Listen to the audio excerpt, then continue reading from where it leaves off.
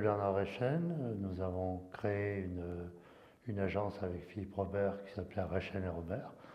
qui s'appelle maintenant Rechen et Robert et Associés, et qui évolue encore. Et cette agence, on l'a créée au milieu des années 70, au moment du premier choc pétrolier et au moment du début de la désindustrialisation rapide de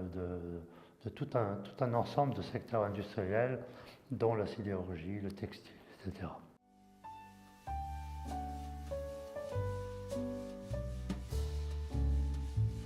Par rapport à la francophonie, je peux dire que c'est un facilitateur, surtout pour ma génération, c'est-à-dire que quand on est dans un endroit où on parle français, on est chez soi déjà. Bon, c'est un peu la différence peut-être avec l'anglais, où les gens qui parlent anglais sont chez eux partout. Nous, on est chez soi quelque part. Donc il y a une identité peut-être un peu différente autour de ce genre de choses. Mais par contre, je suis plus intéressé en termes de société par l'universalisme de l'objet industriel, devenu symbole de créativité, d'appropriation, de nouvelles technologies.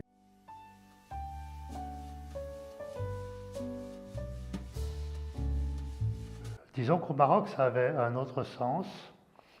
c'est que ça m'a permis de revenir dans la pensée de Prost, d'Henri Prost, qui a conçu ces zones d'installation entre 1914 et 1923, avec l'IoT à l'époque, et qui a installé au Maroc un urbanisme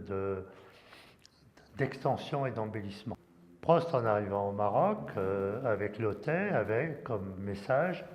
la protection absolue des cultures et du patrimoine. Donc ça veut dire qu'on ne touchait pas au Médina, on travaillait avec la Médina dans de nouveaux tracés. La deuxième donnée, c'était la donnée climatique,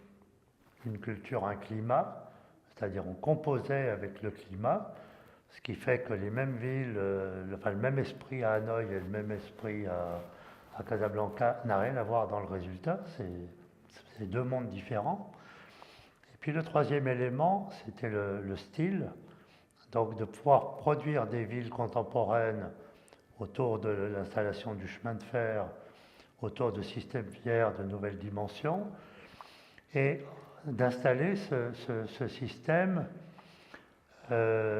avec un souci du futur, de la modernité. Et l'art déco, quand on l'analyse aujourd'hui, qui est un peu la période classique du mouvement moderne, très différent de l'art nouveau, on s'aperçoit que c'est une éponge de la réalité. C'est-à-dire que les décors arabes ou marocains, ou les décors asiatiques, ou d'autres types de décors, font que l'art déco absorbe cette énergie, mais aussi ce formalisme. Et donc c'est à la fois universel et quelque chose de localisé. Et je crois que c'est la force de cette époque, c'est qu'il y a eu une conjonction entre cette démarche de l'invention de l'urbanisme au début du siècle, l'opportunité de l'appliquer, à tel point que Casablanca est devenu le laboratoire non pas de l'urbanisme marocain, mais le laboratoire de l'urbanisme français. Et que la première règle sur l'urbanisme à Casablanca, qui est un daïr de 1917, a été transcrit presque intégralement pour devenir la première loi sur l'urbanisme française, qui est la loi Cornuden de 1919. Et je crois que ce grand mouvement a tenu jusqu'à la fin des années 30, on peut dire, avant que le mouvement moderne n'impose ses propres dogmes et ses propres logiques, qui dans le résultat sont beaucoup plus banalisateurs et beaucoup moins contextualisés.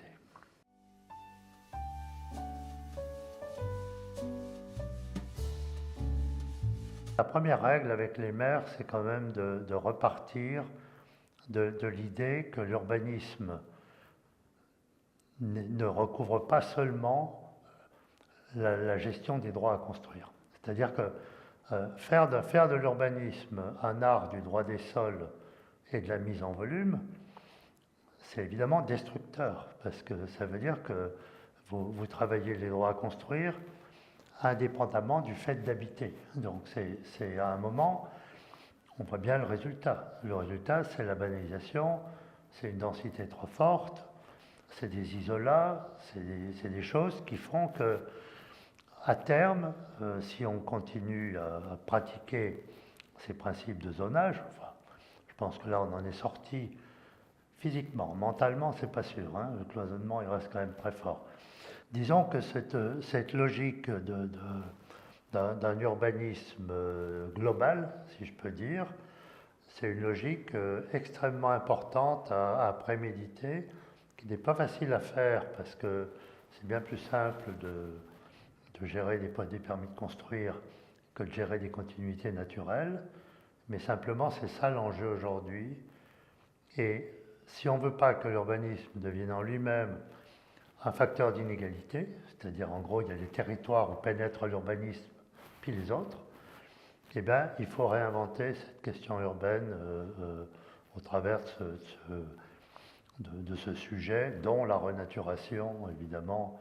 est devenue criante, ne serait-ce que pour pouvoir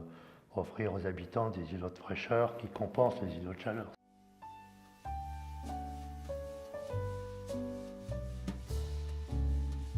Il y a des tas d'images dans l'espace francophone, évidemment, qui disent la même chose que je vais dire, mais ma référence, c'est la Toscane. Et c'est la Toscane pour une raison simple, c'est que au XVe siècle, la Toscane était désignée comme città continuata, cité continue. Et ça n'a jamais voulu dire que la cité était continue, mais ça voulait dire que le plein et le vide étaient dessinés d'une même main et formaient un continuum physique, culturel, économique, unique. Alors, c'était le cas aussi de beaucoup d'espaces dans la France de Fernand Braudel, dans l'identité de la France rurale. Mais simplement, quand la ville est devenue producteur de richesse, le système s'est déformé, c'est-à-dire que la jonction entre le plein et le vide ne s'est plus faite, les périphéries sont arrivées, etc. La Toscane, par une logique de lien et de lieu, à des échelles pertinentes, a gardé cette logique d'un espace continu. Et je pense qu'aujourd'hui, la vraie règle, c'est de réinventer ces continuités, de travailler les liens et les lieux, et de sortir du cloisonnement par entité administrative ou municipale pour fabriquer des territoires habités et commençant, si je peux dire, par la gémellité, c'est-à-dire que deux villes mises en tension, encore plus si l'une est au bord de la mer et l'autre à l'intérieur des terres, c'est comme ça que se sont construites les villes-mondes dans l'histoire des villes, et je pense qu'il faut avoir cette sagesse d'inventer des tram-trains sur 35 km systématiquement, donc, de fabriquer la gémellité et la tension, parce que d'une part, ça donne une puissance à chacune des villes qui sont connectées, et d'autre part, ça ouvre un territoire interstitiel absolument riche, parce qu'il peut aller d'un côté et de l'autre, et on pourrait habiter mieux qu'on habite aujourd'hui en desserrant les taux de la métropolisation pour arriver à un autre type d'organisation des espaces habités.